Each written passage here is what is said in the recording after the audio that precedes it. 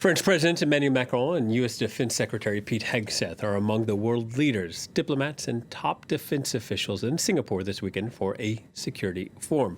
The Shangri-La dialogue is Asia's largest defense and security forum. The event to focus on China's growing assertiveness, the global impact of Russia's war in Ukraine, and the flare-up of conflicts in Asia. Macron opening the conference with a keynote address that's expected to touch on all those issues, as well as Donald Trump's trade tariffs. Joining us on the set is Jafar Suryomenggolo, an associate researcher at the Southeast Asia Center. Hello, and thank you for coming into Paris Direct.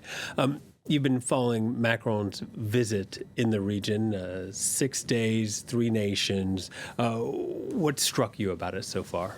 I think there are two important points from the visit. First, that he showed up in the regions. Not many European leaders, actually, so far I remember for the last 2 years, not even one single European leaders spent a whole week into 3 countries in Southeast Asia.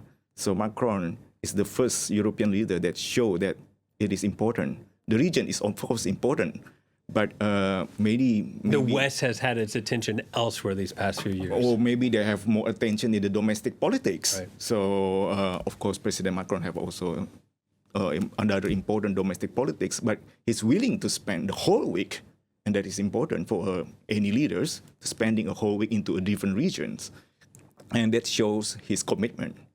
The second point, I think, which is important, is to show to the Chinese that he's there. In many Chinese website news, President Macron is often ridiculed, sort of thing like the great salesman of the France. So because it seems that France is only interested to sell arms, only contracting deals, minerals, showing there in the regions that France has a backbone, at least. Yeah, and how is that going over? Because we talk about assertive China, we talk about an uncertain Trump administration, France, and by de facto the EU trying to appear steady and reliable in between the two. How's that gone over during his trip? Well, this is first commitment, isn't it? Showing commitment. So we will have to see how this commitment will realize. Of course, we have a lot of MOU, 27 with Indonesia. There's a number of MOU. We will have to see how this is all going to be implemented. It will take time, of course, but it's already started. On his itinerary, 2 of the countries, Vietnam and Indonesia, Trump had slapped trade tariffs on them last month. Why do you think Macron singled out 2 of those countries to visit?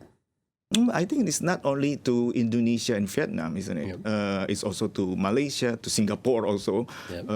Of course to Cambodia as well. Yep. And last week, Prime Minister of Malaysia, Anwar Ibrahim, already suggested to have a common voice for the negotiation with U.S. tariff. And all Asian leaders agree to have a single voice, at least not to hurt each other when they're going to have a bilateral negotiation with the U.S. So I think it's also a very promising step, even for ASEAN itself, in negotiation with the U.S., and France is there. France is there, and Emmanuel Macron getting a special privilege today. He is becoming the first ever European leader to deliver the keynote speech at this Shangri-La forum. What do you think he should use that platform to say? Well, first, of course, France have to show that, again, commitment to the regions. In the terms of the context of strategic autonomy, everybody understand.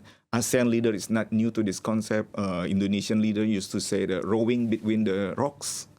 So the idea of strategic economy is not new.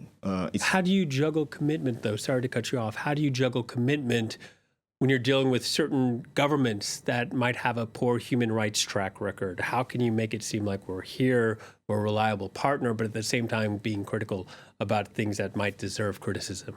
Of course, also including ecological issues, right. Not only human rights issues. There were a lot of things that the region is actually having a lot of problems.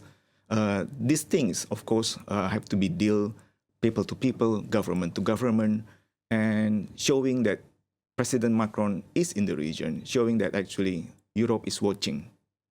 And so when we have this Shangri-La Defense Forum.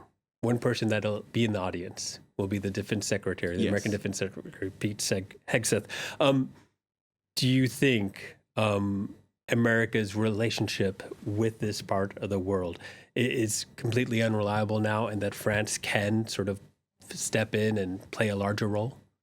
Well, we hope so. I mean, I am as an Indonesian, we also hope that we are not only depending on the U.S., as we already have so far, but we can also have another partner, which is France. And France's presence in the Indo-Pacific regions is shown.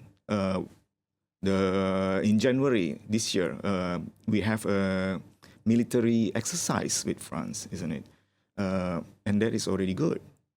So being present, but also trying to strengthen these ties. Yes, of course. All right. Thank you so much, Jafar. Jafar Suryomenggolo speaking to us there. Thank you. Thank you.